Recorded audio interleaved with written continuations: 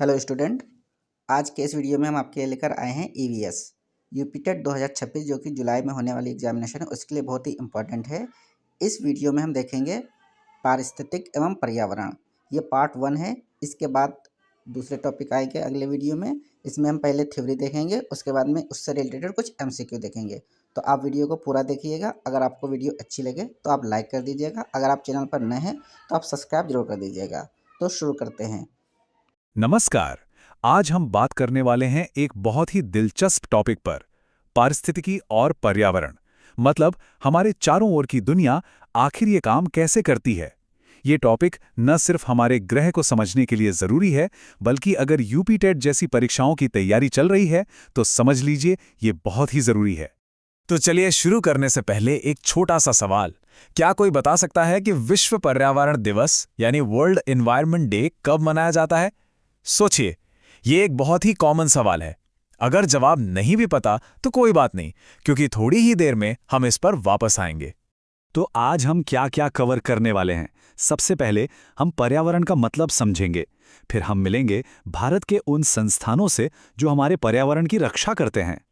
उसके बाद हम कुछ खास संरक्षित क्षेत्रों की सैर करेंगे और आखिर में परीक्षा के लिए जो भी जरूरी पॉइंट्स हैं उन्हें पक्का कर लेंगे। तो चलिए शुरू करते हैं सबसे बुनियादी सवाल से। आखिर ये पर्यावरण होता क्या है? देखिए, पर्यावरण शब्द खुद ही अपना मतलब बताता है।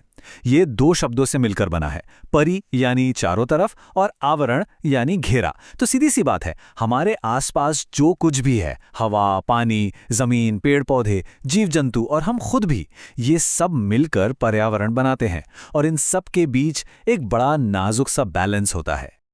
अच्छा, पर्यावरण को बचाने की ये सोच कोई नई नहीं है।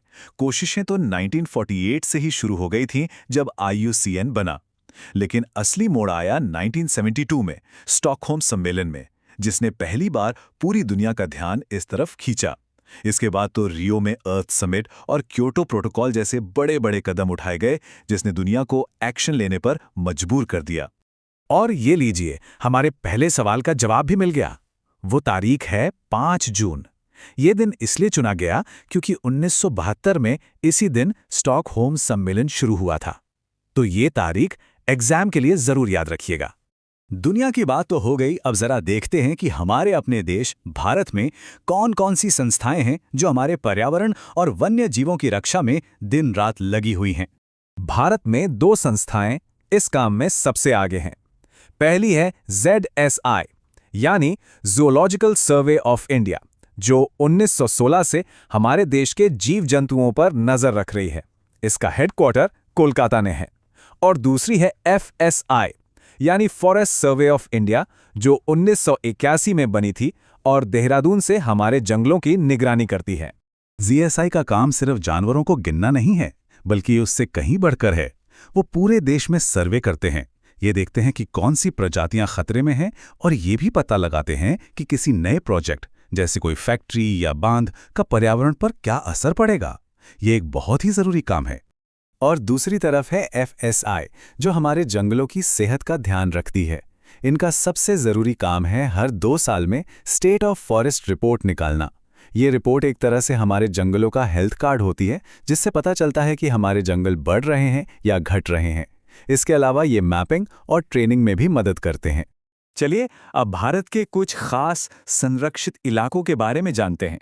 शुरुआत करते हैं बायोस्फीयर रिजर्व्स और वेटलैंड से। तो बायोस्फीयर रिजर्व्स होते क्या हैं? आप इन्हें प्रकृति के लिविंग म्यूजियम समझ सकते हैं। ये बहुत बड़े इलाके होते हैं जहां सिर्फ किसी एक जानवर या पेड़ को नहीं, बल्कि पूरे इकोसिस्टम को उसकी सारी वैरायटी के साथ बचाने की कोशिश की जाती है। और यूनेस्को भी इन्हें अपने खास प्रोग्राम के तहत मान्यता देता है। भारत में इस तरह के कुल 14 बायोस्फीयर रिजर्व्स हैं, जैसे कि नीलगिरी, जो भारत का सबसे पहला बायोस्फीयर रिजर्व था, या फिर सुंदरवन, जो रॉयल बंगाल टाइगर का घर है और दुनिया का सबसे बड़ा मैंग्रोव जंगल भी। हर रिजर्व की अपनी एक अलग ही कहानी है। और ये बात जरूर ध्यान रखिएगा कि इन 14 में से 4, नीलगिरी, सुंदरवन, मन्नार की खाड़ी और नंदा देवी, इतने खास हैं कि इन्हें यूनेस्को के वर्ल्ड नेटवर्क में भी जगह मिली है। ये एक बहुत बड़ा सम्मान है। अब आगे बढ़ते हैं और 2 और बेहद खास इकोसिस्टम्स की बात करते हैं, मैनग्रोव्स और कोरल रीफ्स। ये हमारे समुद्री किनारों के लिए एक सुरक्षा कवच की तरह हैं। इससे पहले आर्द्रभूमि यानी वेटलैंड्स को समझ लेते हैं। इन्हें प्रकृति की किडनी भी कहते हैं, क्योंकि ये पानी को साफ करती हैं। इनकी पहचान के 3 मुख्य तरीके हैं। वहां पानी होना चाहिए, खास तरह के जलीय पौधे होने चाहिए, और वहां की मिट्टी भी खास होती है, जिसे हाइड्रिक मिट्टी कहते हैं। इनके संरक्षण के लिए रामसर कन्वेंशन नाम की एक अंतर्राष्ट्रीय संधि भी है।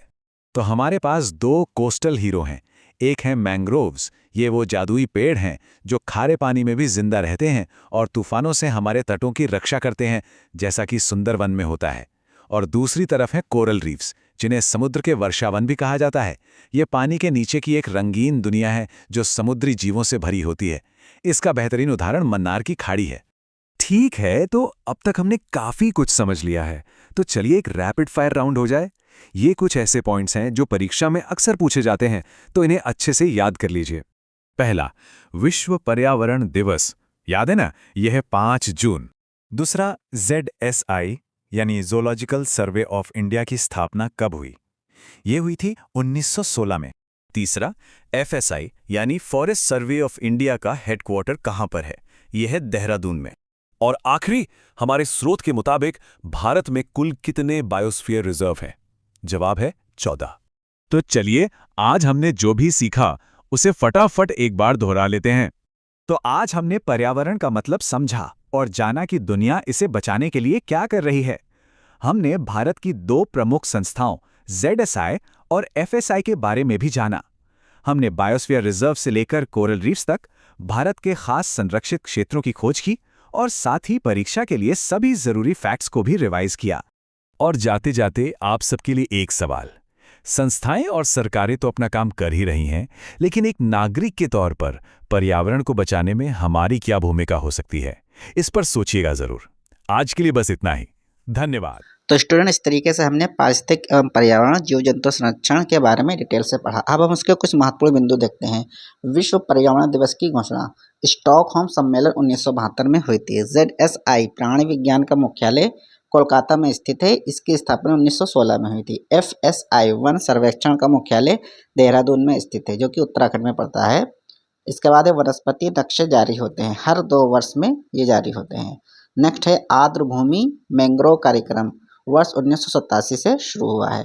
लास्ट में लिखा है भारत का सबसे बड़ा मैंग्रोव ये सुंदरवन में स्थित है, जो कि पश्चिम बंगाल में पड़ता है। तो इस तरीके से हमने महत्वपूर्ण बिंदु देख लिया। अब कुछ देखते हैं MCQ।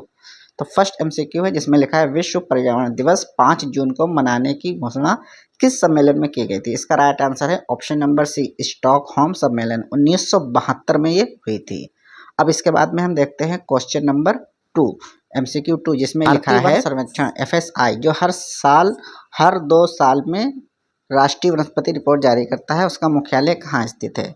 तो इसका मुख्यालय देहरादून में स्थित है। तो इसका राइट आंसर हो जाएगा ऑप्शन नंबर सी। इसके बाद देखते हैं क्वेश्चन नंबर 3। तो क्वेश्चन नंबर 3 में लिखा है निम्नलिखित में से कौन सा क्षेत्र भारत में प्रवाल भित्तियों यानी कि कोरल रीफ के 4 प्रमुख क्षेत्रों में शामिल नहीं है?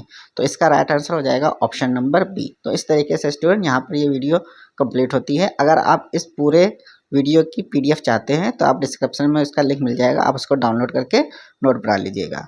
आप वीडियो को लाइक कर दीजिएगा, चैनल पर अगर नए हैं तो इसको सब्सक्राइब कर दीजिएगा। Thank you.